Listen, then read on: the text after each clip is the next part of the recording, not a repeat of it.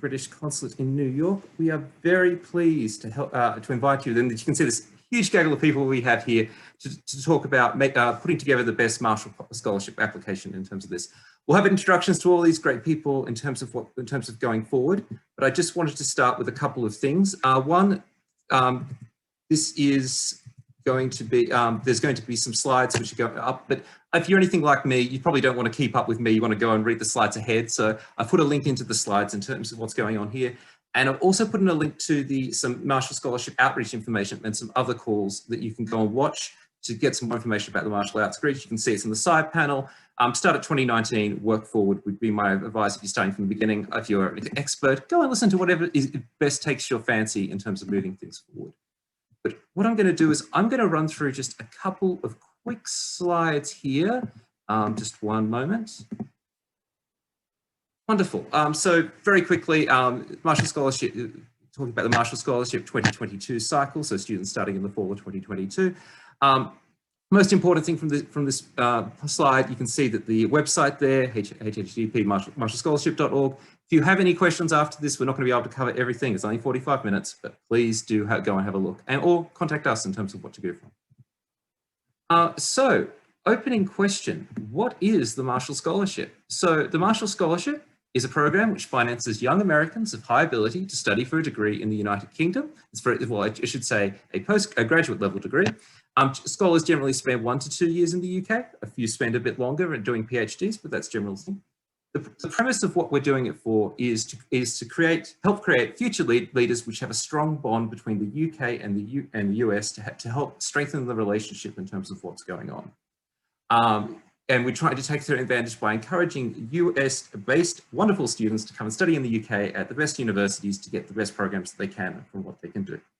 The Marshall Scholarship covers the full payment of tuition, airfares to and from, living allowance and claimable allowance for all those different reasons which you can see there. Total value is up to $45,000 per year. The eligibility and selection criteria we can see here. This is for the fall 2022 session. Of course, if you're going to apply later, then you can pretty much roll all these things forward 12 months in terms of what's happening. But to be eligible for the program, you must have graduated from your undergraduate institution after April 2019. You must hold your first undergraduate degree from an accredited 4-year institution by September 2022. You must be a US citizen. You must have a GPA, undergraduate GPA of 3.70 or higher, so no 3.699s. And you must not have studied or hold a degree equivalent qualification from a UK university. Study abroad is okay. Some questions we sometimes just get asked quickly here is, is there an age limit in terms of this? There is no age limit on the Marshall Scholarship Program, but you can see that there's a limit in terms of the date after which you must have graduated from an undergraduate institution. If you graduated a bit later in life, you're most certainly welcome to apply for the Marshall Scholarship Program. Looking at the selection criteria, so we are not just looking for academic merit when we're looking for our Marshall Scholarships. We are looking for three different selection criteria which are weighted equally to determine who we think will be the best people to help have the potential to excel as scholars, as leaders, and as contributors to improved US and UK understanding. The three categories are academic merit, leadership potential, and ambassadorial potential. Now, we'll probably end up going into detail a bit more in terms of through this discussion what those three are, but there is a mountain of information on the Marshall Scholarship website and in other different places in terms of what that information is. So I would strongly encourage you all to go and have a look at that information and see where we can go forward. But that's enough from me. You want to hear from the people who are smart enough to get these Marshall Scholarships and to do such amazing, wonderful work. And in that notes, I would like to call upon, firstly, one of our new Marshall Scholars, Marquise Palmer from Hamilton College. Very pleased to have you here today, Marquise. So we're just going to spend 5 minutes getting to know a bit more about you, get some of your top tips in terms of what helped make you get a great application. We start off by just getting a bit of information of like what your background is and what led you to come and apply for the Marshall Scholarship Program. Yeah, so good to be with you all. My name is Marquise Palmer, a recent Marshall Scholar. I graduated from Hamilton College in 2018 with a degree in philosophy, and I'm minored in literature. And I'm currently working as a criminal defense investigator in Brooklyn Defender Services, which is a public defender's office down here in Brooklyn. I'm driven really by a passion to help this larger effort that we see transpiring to reimagine criminal justice and what that might look like in our society.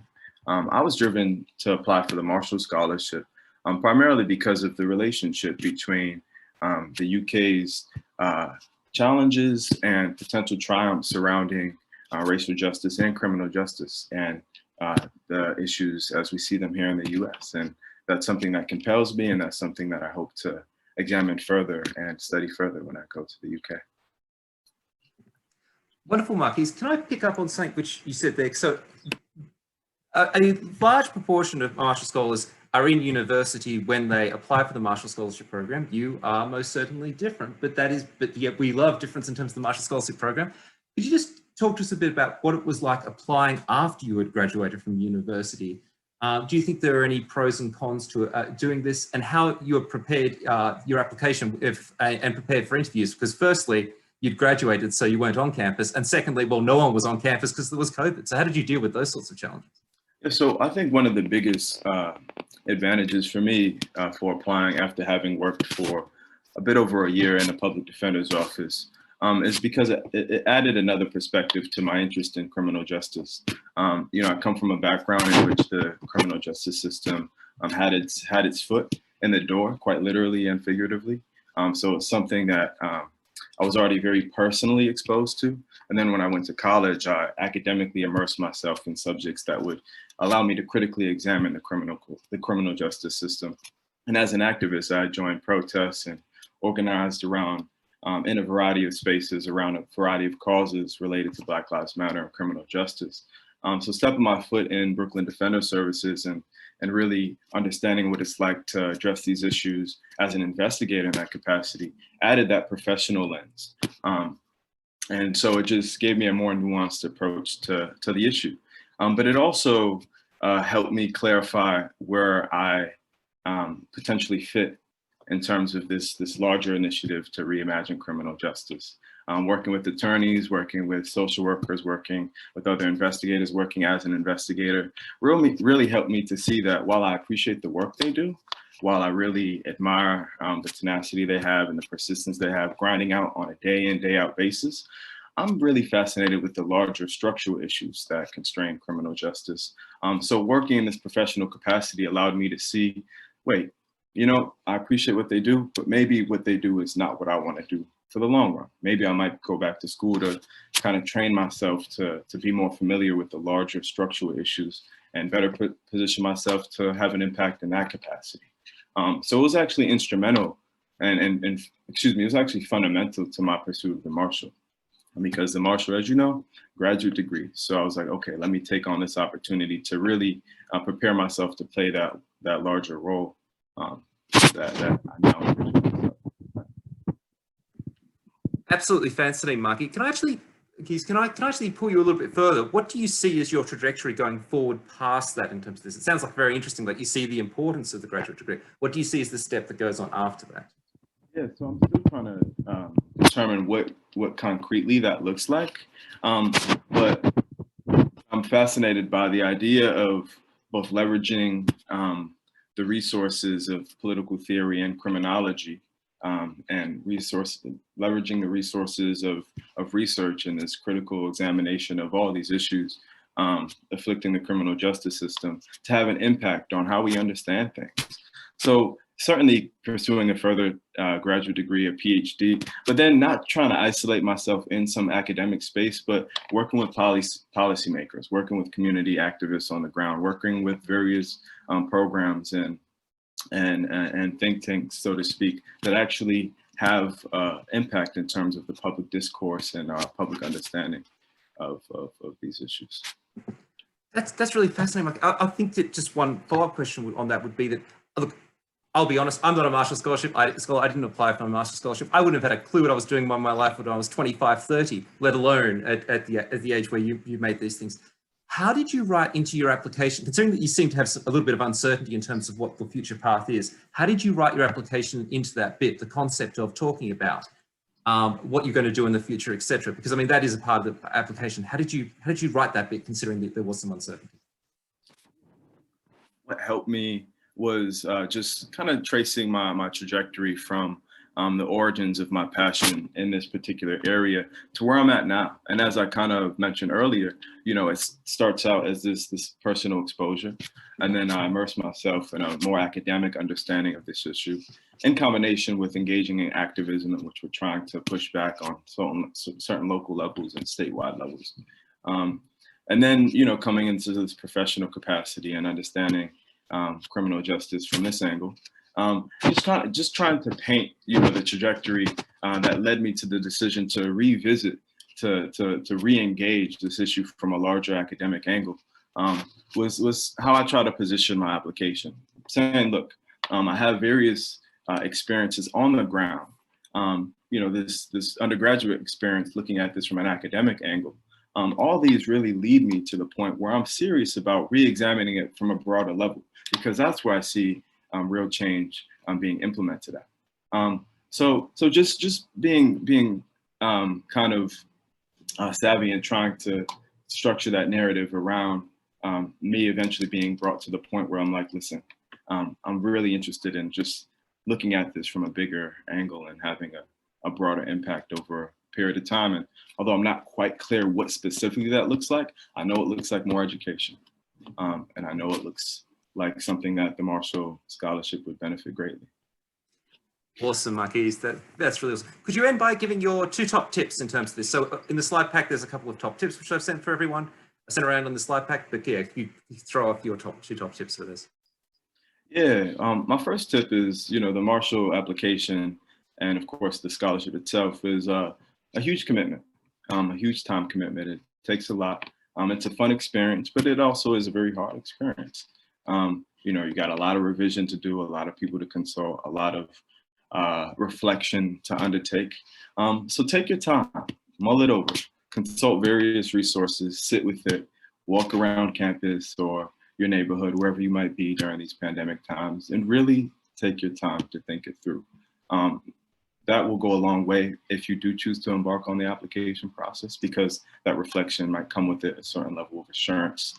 That'll just, you know, add added fuel as you embark on this process. And of course, if you're awarded a Marshall Scholarship, it entails a minimal 1-year commitment, for most of us 2-year commitment. And so you just want to be very sure. And so yeah, just take your time and mull over it. My second tip is pertaining to the interview. If you do get to the interview round, you know, these are high stakes situations. These are situations in which you feel like a lot is on the line, potential 1, 2, or even more years of funding for graduate education. So it's easy to feel a lot of anxiety. But my advice is to approach it as a fun opportunity. Approach it as an opportunity to communicate your passion and the fact that these areas that you want to study really light you up, really excite you. And in my experience, approaching it as a fun opportunity helped ease some of those nerves and help me communicate better my passion and just make it an overall pleasurable experience. And after all, these are people who are really interested in hearing from you. So try to approach it with that mindset. I think that would go a long way. Thank you very much, Marquise. Absolute pleasure to hear from you and hear from your views in terms of things. And equally a pleasure to invite Madeleine Fox up to talk. Let me just, move the pins around in terms of this. Madeleine, thank you very much for taking the time to speak to us. So coming over from the western side of our patch in terms of this, and with a completely different study process, can you talk a bit about your background, your university, where you're coming from, where you're going, and what you saw, what you saw the Marshall Scholarship was in terms of the chance to help grow your position? Hi everyone, I'm Madeleine Fox, and I am currently a senior at the University of Pittsburgh, and I'm triple majoring in English literature, classical civilization, and philosophy, and I have minors in Latin and religious studies. And I will be going to the University of York for a year to study medieval literatures and languages. And so I have aspirations of being a medievalist and literary scholar. Hopefully I will get my English PhD and become a professor of English And so I really saw the Marshall as an opportunity to study medieval literature in a medieval city and really learn about the lived community in the UK that inspired the literature that I study.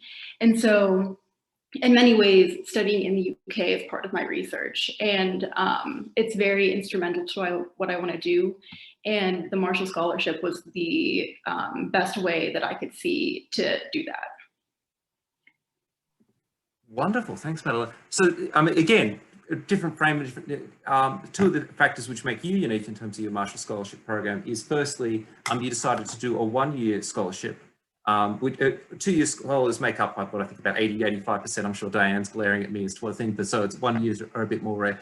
You talked a bit about, firstly, what made you choose to do a one-year program, and secondly, you're picking a partner university which is outside Oxford, Cambridge, or London. You're going to the University of Law, which is a wonderful university at what you study. Can you talk a bit about how you found out that university, how you found out it was right for you in terms of what you're doing? So why 1 year and why you? Yeah, so I think in regard to choosing a 1 year, I know that I want to get my PhD in English, and COVID sort of messed this up, but I was planning on applying to PhD programs this past year and deferring for a year, and so the 1 year Marshall was perfect for that. But I think still because I had a clear trajectory in my mind of what I wanted to do, and the fact that I knew I wanted to get my PhD, the 1 year was just more suitable for me and my aspirations.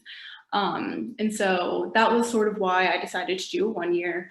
And choosing the University of York was actually a really interesting and fun sort of decision for me, because in my coursework at the University of Pittsburgh, I had studied the York Corpus Christi plays, which are medieval plays that take place in the city of York and still do.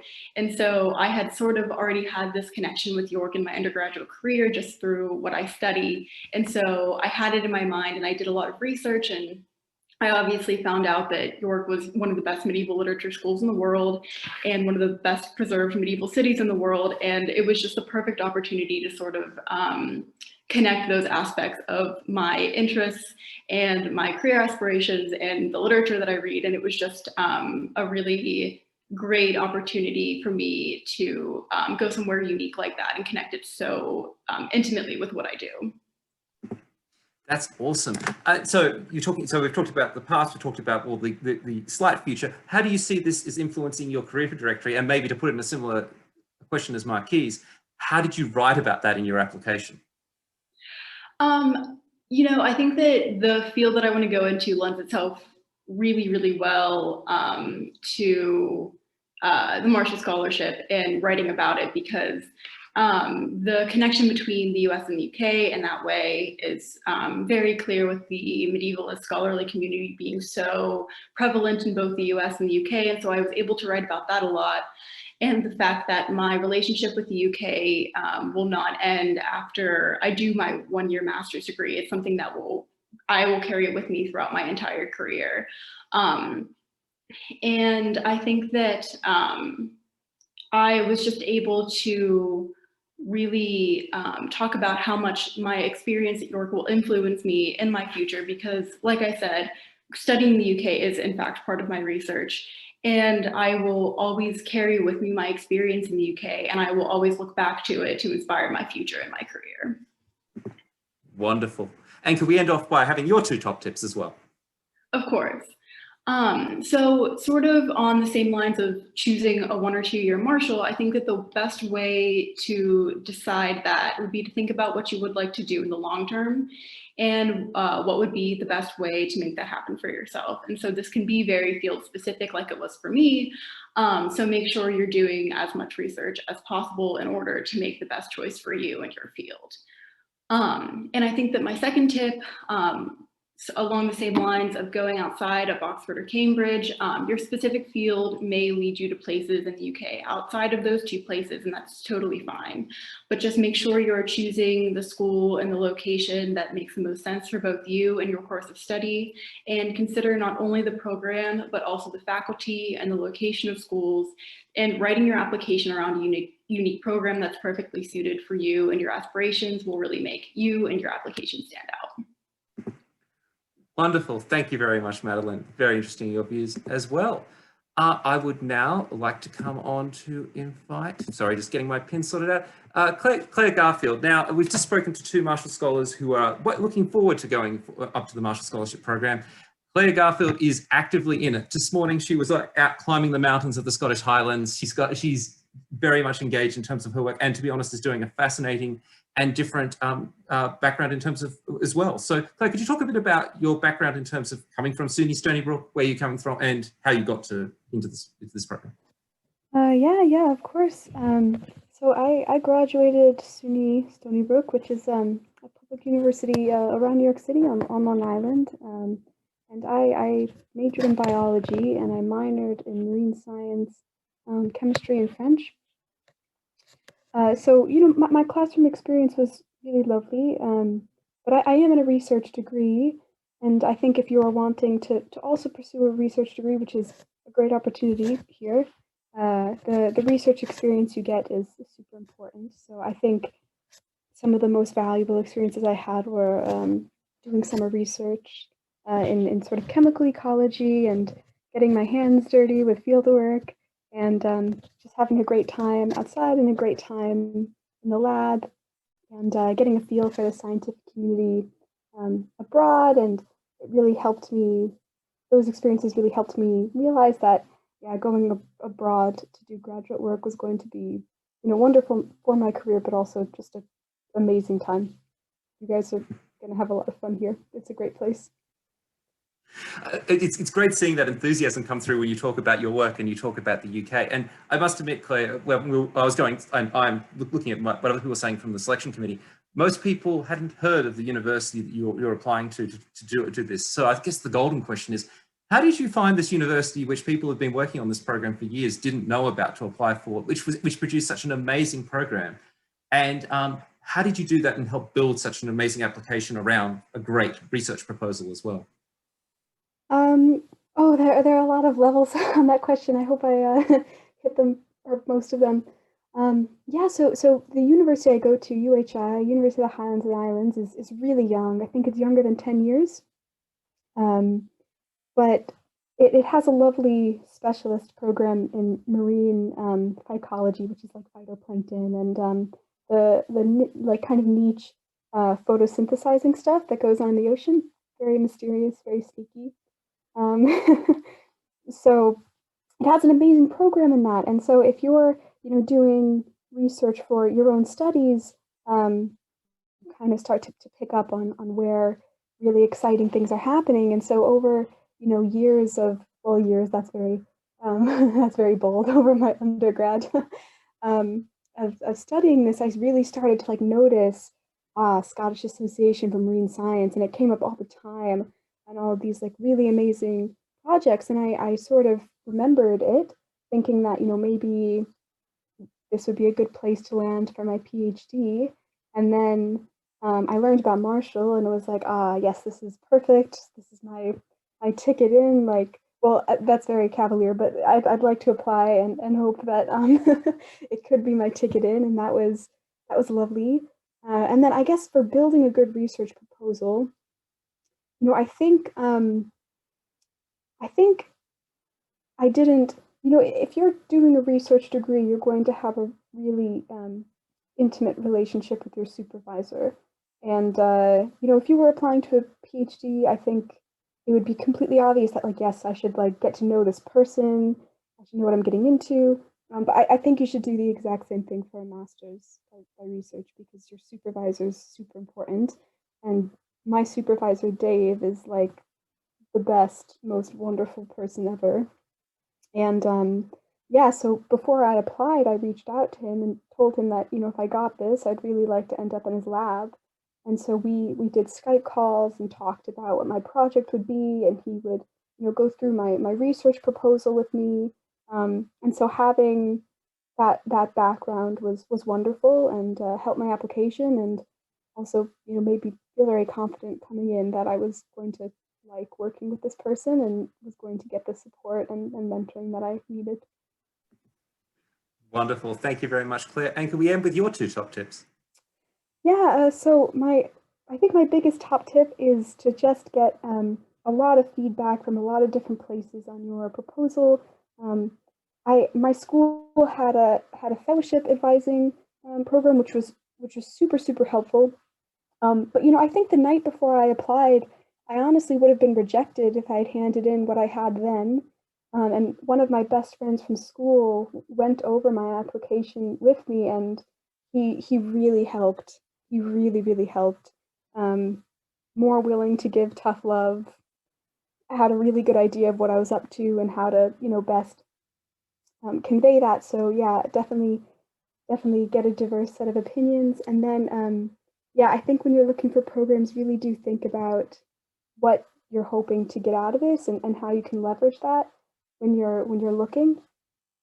Because yeah, the program that fits you best might not be where you expect it to be. And so a lot of research can be very helpful, because yeah, I really couldn't ask for more out of the program, and then now it's completely lovely.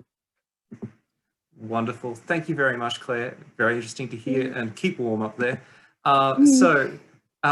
Next, we shall go on to Nico. Let me just get you up here, Nico. So we're sort of doing a journey around from the start to the end, because we're back at criminal justice in terms of this, and also journey around because Nico has actually been a Marshall Scholar and come back. Nico, let's start off at the beginning of talking a bit about background in terms of university in the US, what led you to apply for the Marshall Scholarship, a bit about your time there, and we can go on from there. Yeah, so actually having a few years, I think it's been 5 years now since I've come back, a little bit more than 5 years.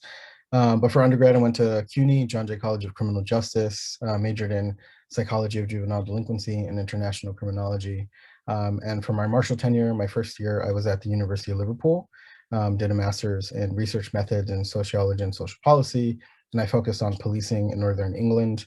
I can talk a little bit more about how that experience was. And for my second year, I did a master's at London School of Economics in gender, media, and culture.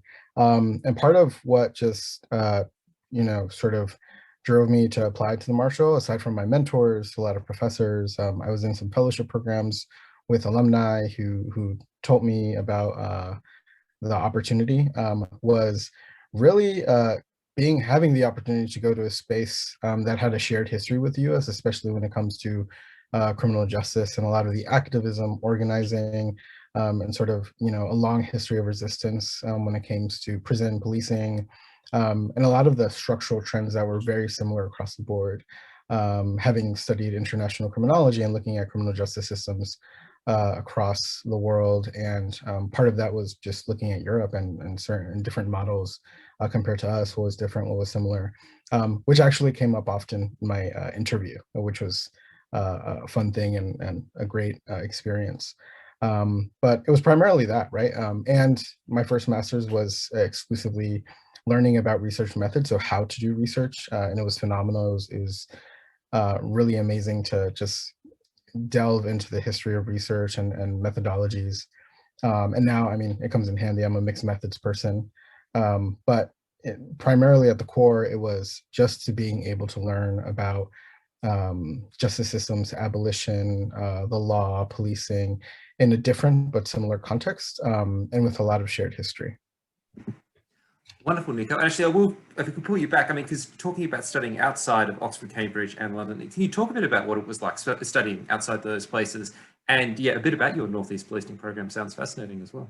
Yeah, so the pitch is that Liverpool's the greatest city in the UK, better than London, and I'll fight anyone on it, even though I did spend time in London. I live Brixton in London, that's where I lived. But first I'll say why I chose Liverpool. First, it was actually thinking about how a space I would thrive in. So I was only looking at universities that were in the bigger cities across the UK. Having grown up in New York, gone to undergrad in New York, I knew I wouldn't necessarily thrive in a space that was rural or smaller, like Cambridge and Oxford. And I definitely didn't want, I was thinking about like, how am I going to learn the most, right? And what led me to Liverpool was what the program had to offer. Part of why I chose it is that for your dissertation, you're allowed to do field work, and the department helps you find a placement. So you spend 6 months working for an organization as part of your research. So I got to work for this organization in Manchester, and the Marshall helped with paying for transportation, commuting back and forth. which actually isn't that long. It was like an hour commute, which in New York is pretty normal. So I had the opportunity to work with folk who were working with refugees, asylum seekers, and were having trouble with policing in Manchester, right? So actually I got to work on a lot of cases and present in front of judges. We got to present in front of Parliament in terms of like the lived experiences of folk who were seeking asylum in the UK. And it was also a smaller department. Everyone, that meant that you had more time with your supervisor, smaller classes. I love my cohort. I'm in touch with them regularly. We're always catching up. They host me when I go visit in Liverpool. I consider a lot of them family. And it's because we got to spend a lot of time together. We were all interested in similar things. And Liverpool is just a great city. And also Northern England has a distinct, much like the US in terms of regions and thinking about criminal justice and different histories, Northern England has a very specific history when it comes to policing and the criminal justice system. And I really wanted to delve into that versus sort of like just be in London for 2 years, say, or another region in the UK. Wonderful, thank you, Nika. So as a last question, I'm going to put two bits in together. So you actually are an interesting person as well, because you're part of our decide who are our candidates going forward each year in the reading committees in terms of things. So I'll ask you, so this, and then can you put your top tips on the end as well? Can you describe, if you were looking, now with all this experience you've got on reading committees, you've read all these applications, you've seen what's good and what's bad, what advice would you give to yourself back when you were writing your application in terms of what to do? And if you could talk about your top tips as well as part of that. Well, first advice is like, good job, right direction, I guess.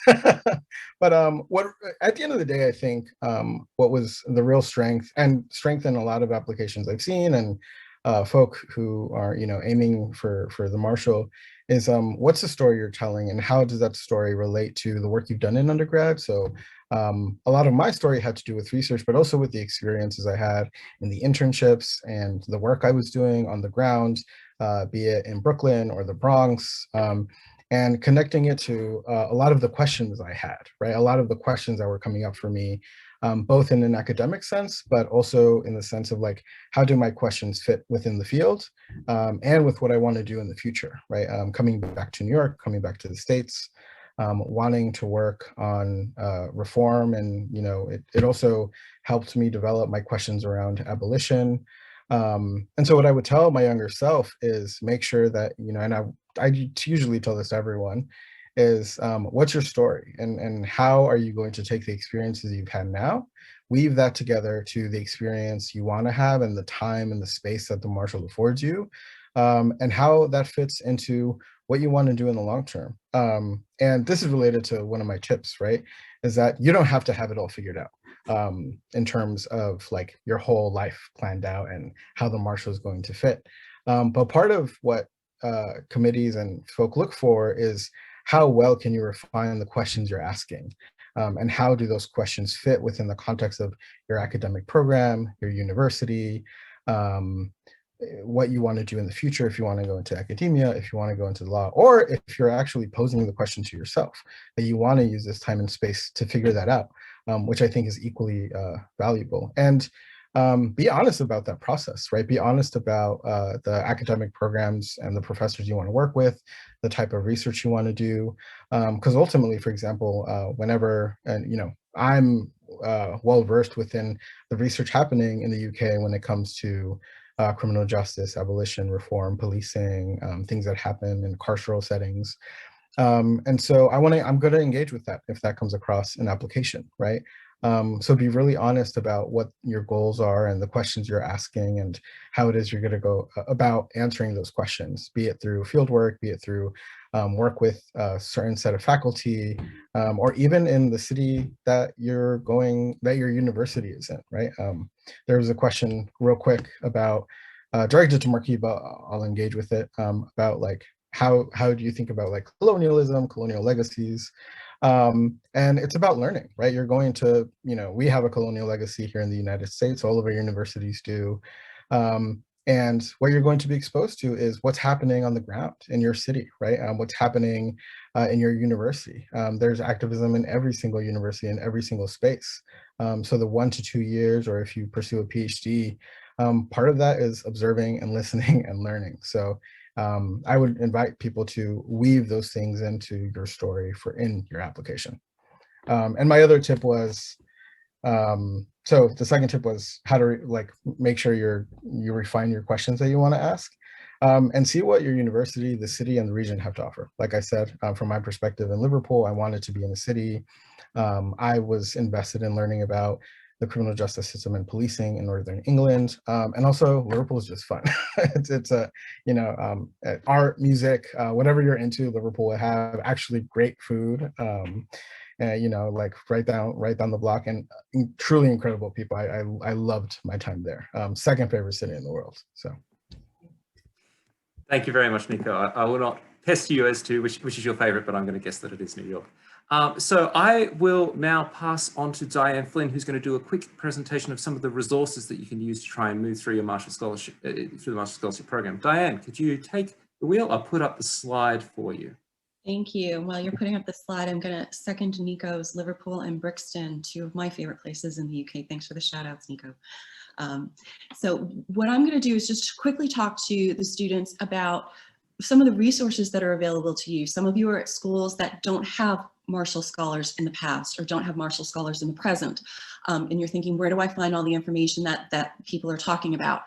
The first place you want to start is your fellowship advisor. If your school has a fellowships office or a scholarships office, talk to the fellowship advisor there. Sometimes the person who advises on the Marshall Scholarship Program will sit in your honors college as well. So have a look at, is there somebody on campus who represents the Marshall Scholarship? Talk to them as soon as possible, because you will spend time working on your application from now through the summer up until our deadline, which is in the autumn.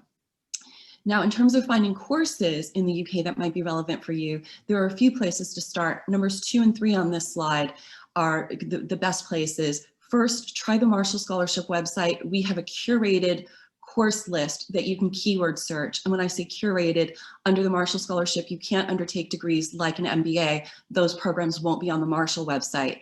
I've listed the other two websites in item 3 because those will help you understand what kind of school. If you find a school on the Marshall website and you say, I've never heard of the University of Liverpool, the other 2 websites will help you learn a little bit more about what is the University of Liverpool known for, how big is it, where is it located.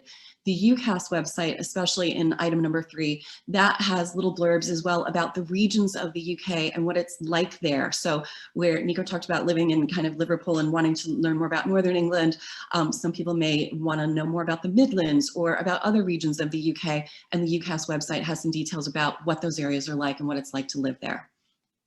Also go to the individual UK university websites. Once you've found the program, visit their website, have a look at what courses they're offering, who research supervisors might be. As Claire said, she reached out to her research supervisor. She was talking to him as she was preparing her application, which will help you learn more about the opportunities at the school, the opportunities in the courses, how much research you'll be able to do, what kind of extracurriculars activities might be at the school. So definitely think in terms of doing that research as you're preparing your application. The other thing that you can do is talk to professors at your own school. And I know you're saying, well, I have no idea who at my school has ever studied in the UK or has done work in the UK. If you go to your university's homepage, go to the search function, type in British. I've done this with a number of schools. You can find people who teach British history, British literature. I've found British art historians, people who teach British political science. You can find professors at your school who know about the UK, who potentially have studied at the UK. You can do the same thing with the word Marshall. You can do the same thing with your university name in the UK that you're looking at. You never know who might pop up, who's studied there, who's potentially lectured there or taught there in the past. So definitely have a look at who within your school has ties to the UK and can you reach out to them and talk to them. The next bullet, number 6, is about how to understand where we look at ambassadorial potential and your links to the UK over time. The next bullet point talks about how you can understand what the UK is prioritizing in terms of their investment in research And does that link to what you're studying? So there's something called the research councils, and they cover everything. They cover the arts, the humanities, the social sciences, physical sciences, biological sciences. They outline, here are the strategic priorities that the UK is investing in. Here's how they're investing in it. Sometimes they'll talk to you about which schools they're investing in and who the research partners are. So again, it may give you ideas for where should you study. Is your field a hot issue right now in the UK? Are there other organizations you could be working with as an extracurricular activity in the UK? It will help you position your time in the UK and the value that it adds and why you need to be in the UK doing your studies over the next few years. Other people have mentioned too, along with this, they've been reading research papers to get a better feel for who in the world, not just the UK, is doing research in your field. Again, Claire mentioned I was reading this paper and it occurred to me I needed to be working with this group in Scotland. So read research papers in your field, figure out who's doing what work. Are there bodies outside of the university system you should be linking to? Are there professors that you should be linking to? Again, to help strengthen your application and your knowledge of the UK. And then the last two bullet points, 8 and 9, really are about doing your own research. Read things like the BBC website, the Times Higher Education, the Guardian, the Economist. Figure out what's going on in current events in the UK. Google the area of your school. Are there bodies that you would want to volunteer with? Are there groups that you might want to work with? Who outside of your university is doing work close enough that you can get to them? So if you're in Edinburgh, please don't tell us you're going to be doing volunteer work in London, but who outside of your area, outside of your university, is doing things that you could get involved with that would, again, strengthen the knowledge in your field, strengthen your ties to the UK, expand your networks. If you can present these things in your application, it really gives us a feel of what sort of ambassador you're going to be in your field. Now, along with all of this, we've got Jessica Lee with us from the Association of Marshall Scholars. She's going to talk to you a little bit more about the support that they can provide. So Jessica, I'm going to turn to you now, please. Great, thanks very much, Diane. Yeah, I'm here to provide just a few resources on how you can find out more about the scholars themselves, the current and past scholars, and what we're like, what diversity of backgrounds and fields of study we have, and maybe you can be inspired by that. So I'm a scholar from the class of 2005, and part of the AMS. So we have a website, marshallscholars.org, which is independent from the Marshall Scholarship websites. Marshall Scholarship website will give you the resources you need to apply. Marshallscholars.org is much more about just the alumni, people who have had the scholarship, and you can find out more about how we stay connected as a network after we finished our time and the kinds of events that we hold for alumni. There are, if you're on Twitter or Instagram, follow the accounts Marshall Scholar. And so those do provide information about scholarship applications, but also about the stories of current and former scholars. If you want to reach me and to find out more about what the alumni who are volunteering to help you as applicants with, email me at outreach@marshallscholars.org. And we have, as I said, a number of alumni who are really happy to talk to applicants, to help you out with sort of finding your way in the application process. And specifically, if for scholars, for students from underrepresented communities, and that's sort of broadly construed. If you're interested in being set up for a one-to-one conversation with an alum who might be in your field of study or have, similar background to you, or want to go to a similar or has been at a university that you're interested in, we have a form that you can fill out, which is linked here on the slides, which Andrew has sent out, or you can just email me at outreach@marshallscholars.org and point you to that. And then finally, so as I mentioned, the Association of Marshall Scholars is an active alumni association. We stay in touch, and our conversation about the exciting things that we do doesn't stop. So we have an event series called the Marshall Arts and Humanities Series, which is an online series of seminars in which you can, hear Marshall scholars talking about the things that they do in their lives, and that's a wide variety of topics. And so, arts and politics and philosophy and everything in between. And this is open to the public, so you can find out about it at the website of the Association of Marshall Scholars. On our regional events page, you can just go there to sign up for the event. Or if you would like afterwards, search for the Marshall Scholars page on YouTube, or channel on YouTube, and you can find recordings of that event, as well as you can find some informational recordings on our YouTube channel. Thanks very much. Thank you very much, Jessica. I'd like to pass over to Sandra Piavaya, who's the head of our reading committee, who's going to just do a bit of a clean up in terms of is there anything we've missed and to get her top tips. Thanks so much, Andrew. And I get to do this without a slide. Thank you all for joining us today. I'm a Marshall Scholar from the class of 1985, which is starting to sound like ancient history. I studied biochemistry, a research degree at the University of Cambridge, Trinity College. And in my grown-up life afterwards, I have taken that in a variety of directions, and I'm currently a business executive working in the field of human capital and really enjoying it. It's really an honor to lead the selection committee because it's endlessly, not the selection committee, the reading committee. It's endlessly fascinating to read your applications. The diversity of thought and scholarliness is incredible. So we look forward to next year's round of applications very much. My top two thoughts on this and trying to pull it together is, first of all, don't think of the Marshall Scholarship really as a prize. It is a prestigious scholarship. There's no question. I'm continually honored and humbled to say that I am a Marshall Scholar, and there's some pretty heady company among the alumni. But it's really an investment opportunity. It's an investment in your movement forward as a contributor to the world.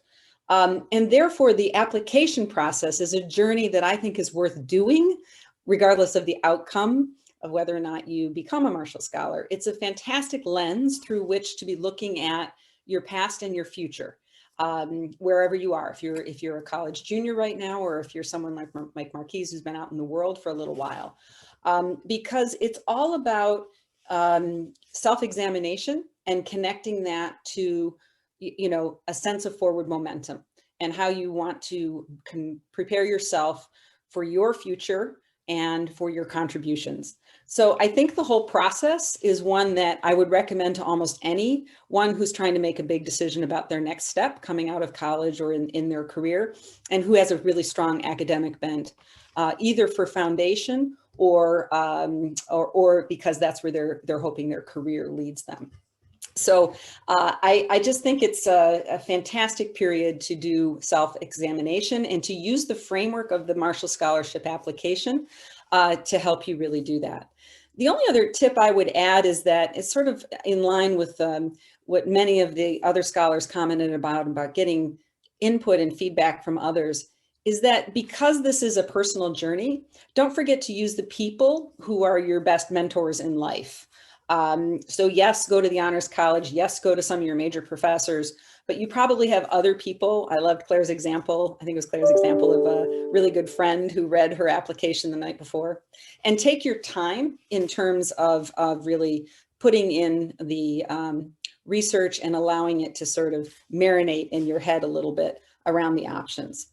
So regardless of outcome, I think it's a very terrific exercise to go through the application. And I know that several of us here are looking forward to reading those next year. Thank you very much, Sandra. So what I will do is we'll just do a quick, I know we're over time, I'm sorry, but there's too much interesting stuff that comes out that you've all said, so it made it difficult. Basically, for question and answer, we're just going to go through a couple. I'm going to throw the mic straight to Marquise because Marquise was directly asked a question. So if Marquise, you want to ask yourself the question and then give a quick answer, and then Nico can jump in further if you'd like to as well. Yeah, of course. I was just about to directly respond to it in the chat, so thanks for saving me from having to type that out. So the question I was asked was pertaining to SOAS's history in terms of British colonialism, classism, and racism. And in fact, that's actually one thing that fascinates me about SOAS. I don't have an account of the overall history and trajectory of SOAS, but I do know that today it is a pioneering hub for post-colonial scholarship. It teaches many subjects, particularly political theory, which is what I'll be studying from a global point of view, not just a Western point of view. And if you know anything about political theory programs, they predominantly teach in the Western tradition. So it's something that I was deeply fascinated by, and that's what primarily drew me in. And as you might know, SOAS is a bastion of student and faculty activism and anti-racist, anti-colonial resistance. So in fact, SOAS's history and its present is the relationship between the two is something I'm very much fascinated about and look forward to further exploring when I go and study there in the fall. So I hope that answers your question, Tyler, as to why I'm looking at SOAS and what I'm thinking about regarding its history in terms of its current status. Wonderful. Marquise, anything you want to add, Nico?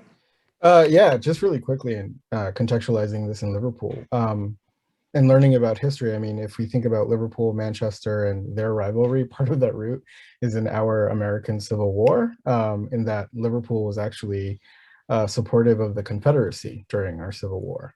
And I came to learn about that when I was studying at the university, and it led to, months on end of me learning about that change over time and the labor movements in Liverpool, both in the university and without it, the sort of like set of industrial investments in research and innovation, and all the contradictions that came up, and and sort of like the adventures it led to. There's like a school myth that there's like a Confederate flag hiding in some attic in the university that students try to find every year.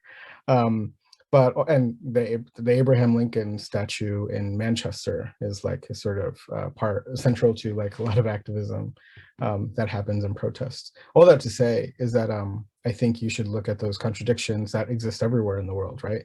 As a learning opportunity, and really engage with it in that history, because part of the valuable lesson there is things aren't static, right? And things change, and we're able to learn about that and apply it to how we want to, implement change for whatever the work we do. Thanks very much, Nico. So I'm going to go one more question. It's going to Claire first, then Madeleine. So we'll have got around to everyone's speaker. Is the question which everyone seems to be asking in the chat about leadership examples. Can you provide some examples of the leadership examples to go for this? So Claire first, and then Madeleine, then if anyone else wants to jump in, and then we'll conclude off. Yeah, thanks for the question. It was something I also was quite concerned about when I applied. I think for me, I'm very interested in environmentalism and science communication, and just getting as many people who want to be a part of this, being able to do that and having those resources that they'd like. So I think my relevant leadership experience was working with a local museum on Long Island to develop curriculum material for like young children to engage in marine conservation, and then also some citizen science adventures I was up to with Gateway National Recreation Area, which is, I guess the people from New York City have probably like seen Jamaica Bay, and yeah, there's amazing wildlife in like the greatest metropolis on the entire planet. It's amazing. Yeah, so I think I was very concerned applying because I guess I'm not, I don't know, I wasn't sure if those counted as leadership really, but I think there's no set way to do that sort of thing. So just, go about in whatever way is comfortable for you. And I think if you're excited, people get excited too. Yeah, I would just echo what Claire said too. I was sort of nervous about that aspect of the application as well, and I ended up talking about a leadership position that I held in a club that I was a part of on campus. And I didn't only talk about, what my role in that leadership position was, but I was able to sort of tie my experiences with that leadership into my field and talk about how what I learned from that leadership position really could transfer into other things. And I think that was very valuable as well, because the club that I was a part of didn't really have anything to do with medieval literature, but the experience and the lessons that I learned through that club and through that leadership position did have an impact on me and my academic trajectory. And so I would just say too that apart from your, leadership positions that you would typically think of as leadership positions, I think exhibiting your authority in your field through your application also is a really shows the readers that you are exhibiting leadership skills and that you have the potential to be a great leader in the future. Anyone else? No, that's no, all good. Excellent. Thank you all very much. Thank you for everyone who's attending, and thank you for everyone who's taken part. It's fascinating to see from different perspectives what this little project is. We'll put this video up on YouTube. If you have further questions, I put my email in the chat, gov.uk. If anyone's got any further questions, more happy to take them and direct them to other people here who've attended as well. Absolute pleasure having everyone on the line. Thank you all very much indeed. I hope you have a great day.